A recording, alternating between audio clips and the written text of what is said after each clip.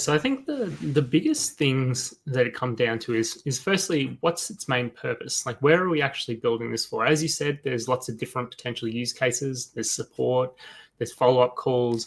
And it's trying to define down what does that company actually need before jumping in and figuring out all the components.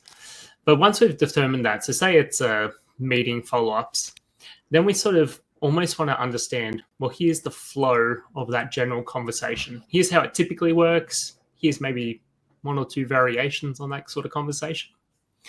And then with that in mind, then it allows us to either see, oh, we can handle that with just, say, building a knowledge base, building a prompt, and maybe that will do the trick.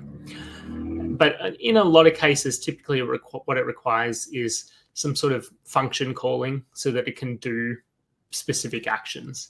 So in the case that you had before of adding to cart, just to make it dumb, when you said function calling, what does that mean?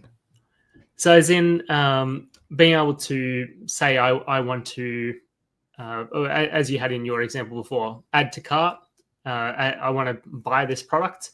It's being able to build that functionality in that allows the agent to understand that when I said add to cart, that it actually needs to go ahead and go add it to my cart and then send me an SMS later to